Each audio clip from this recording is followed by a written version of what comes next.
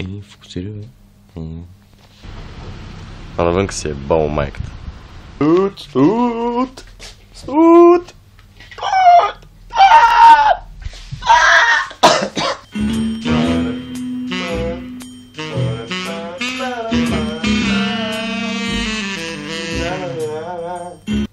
Добре. Днес е 1 октомври. Добър ден. И да ви го забудем. Днес мисля да поплагиатствам с някоя друга тема и мисля да обсъда за неприятните навици на мъже, които след това жените ви даваме приятен повод да си злобеете съвсем легално върху нашите иначе тъй приятни навици. Ще започнем с номер 1. Бъркането в носа. Всеки път, когато си бъркаме в носа, ние много добре знаем какво ще намерим вътре с плавни, въртеливи движения. В това иначе малко пространство с гориста местност, когато се навъдат разни вредители и усложняващи живота ни и дишането ни проблеми, трябва да бъдат отстранени. Затова заставаме най-демонстративно в метрото. Все пак трябва да ни дадете кредит, че не сме като някои останали хора, които застават и изстрелват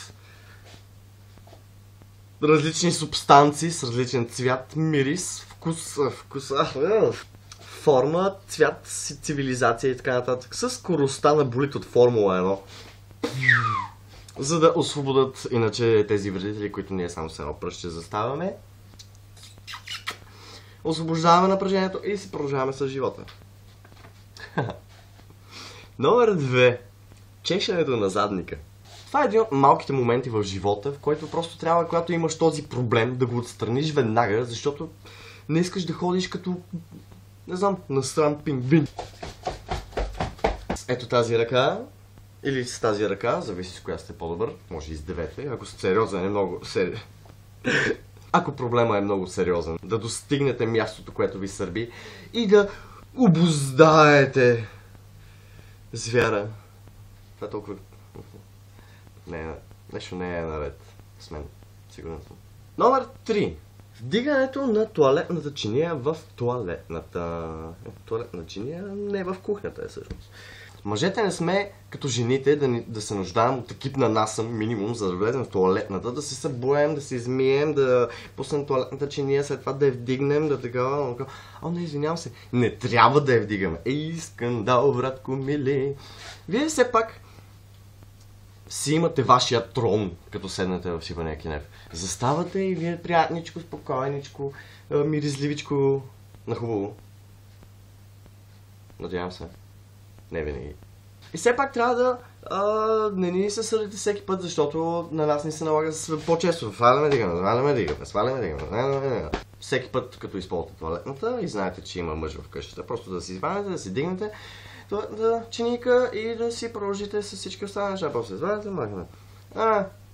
Ако естествено не искате да ни се сърдите за след това, като застанем до нея и не я оцелиме, защото все пак, нали, обяснял съм в минали епизоди, има разно разстояние, от което пикаеш. Случва се да... Както и да е. Номер 5. Въздушните потоци.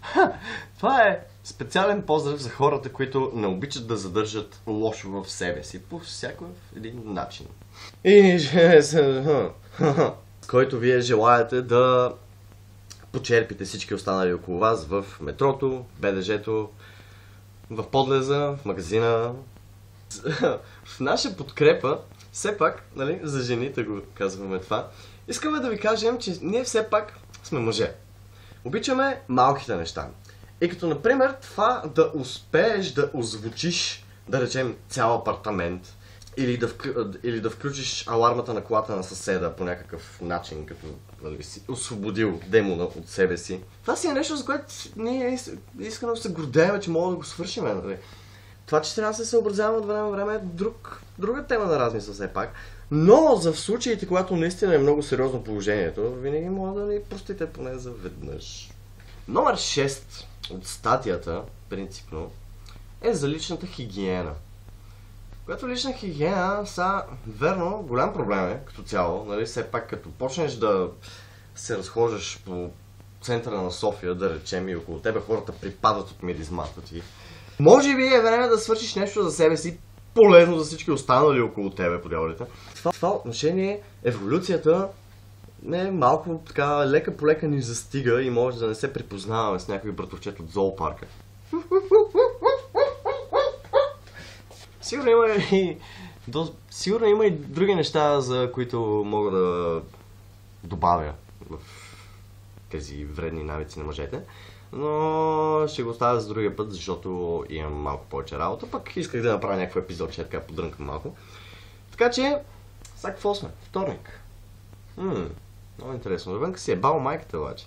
Точно преди година по това време се оплаквах как навънка е 30 градуса. В момента се оплаквам, защото съм минусови температури. Аз се хубаво се облека, принцип.